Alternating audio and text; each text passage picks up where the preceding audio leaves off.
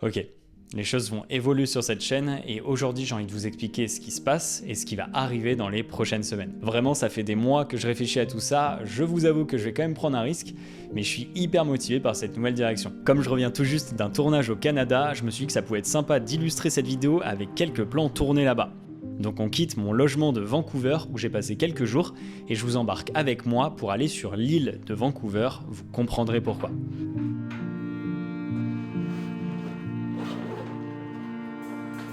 Ça fait presque 10 ans que je publie des vidéos sur YouTube.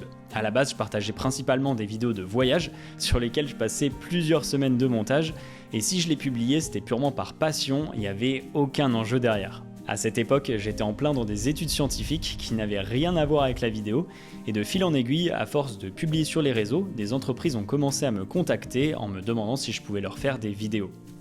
À 21 ans, j'ai alors créé ma micro-entreprise et en parallèle des cours, j'ai commencé à faire mes premières prestats. Évidemment, comme j'étais passionné, j'ai continué à partager mon travail sur internet, que ce soit sur YouTube, Instagram et même Facebook à l'époque, ce qui fait que naturellement des gens ont commencé à s'abonner à moi. Sauf que ce que j'avais pas anticipé, c'est que tout ça allait s'accélérer. Comme on me posait des questions sur ma façon de tourner et monter, j'ai commencé à publier quelques tutoriels. En parallèle, mes autres vidéos faisaient de plus en plus de vues et un jour, une marque m'a contacté pour collaborer avec moi. Peu à peu, sans forcément chercher ça, je suis devenu créateur de contenu dans la thématique de la vidéo. Au même moment, j'ai pris la décision de me lancer à temps plein et pour mettre toutes les chances de mon côté, j'ai décidé d'y aller à fond. Publications quotidiennes sur TikTok et Instagram, plusieurs vidéos par mois sur YouTube, des stories, une newsletter, plein de productions pour des marques, j'ai pris des bureaux, recruté un alternant. Bref, ces dernières années ont été très intenses et j'ai adoré ça.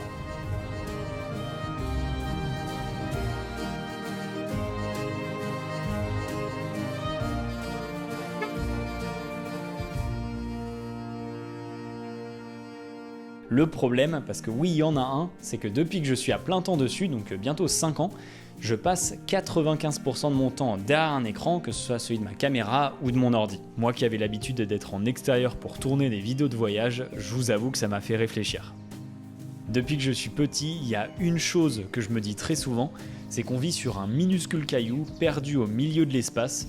On est là que pour quelques dizaines d'années, donc ce serait dommage de rester enfermé alors qu'il y a tellement de choses à explorer. Dans la vie, en dehors de la vidéo, ce qu'il faut savoir c'est que j'ai beaucoup d'autres passions. Mes potes vidéastes qui viennent avec moi en voyage le savent bien, notamment autour de la science, de la biologie, de l'histoire. Et en parlant uniquement de production vidéo, je vous avoue que je me sens un peu bridé parce qu'il y a 1000 autres sujets que j'aurais envie d'aborder. Alors ces derniers mois, j'ai beaucoup réfléchi, il y a eu beaucoup de doutes aussi. Et je pense avoir trouvé un concept qui permettra de regrouper tout ça. Ce concept, c'est de produire des mini-documentaires et des enquêtes. Dans un épisode, je pourrais aussi bien partir à la recherche d'une espèce super rare qu'aller explorer un écosystème unique au monde, enquêter sur des lieux mystérieux ou des histoires étranges qui n'ont pas été élucidées. Le but vraiment, c'est que plutôt que de faire des vidéos sur la vidéo, j'ai envie d'utiliser ces compétences en vidéo pour raconter des histoires qui méritent d'être mises en avant. D'ailleurs, je reviens de 2 gros tournages, un au Canada et l'autre dans les Alpes, pour produire les premiers docus, ça sortira très bientôt. Alors évidemment c'est un risque financier déjà parce que ces tournages coûtent assez cher, mais aussi parce que la chaîne va un peu changer de direction, que ça intéressera pas tout le monde, ça j'en ai clairement conscience, mais d'un autre côté je me dis que ça peut faire venir plein de nouvelles personnes. Le plus important c'est que je suis hyper motivé par ce projet et je ferai tout pour que ça marche. En tout cas un grand merci à vous tous qui me suivez, clairement sans vous j'en serais pas là aujourd'hui. On va démarrer ensemble un nouveau chapitre de cette chaîne, j'ai hâte que ça commence.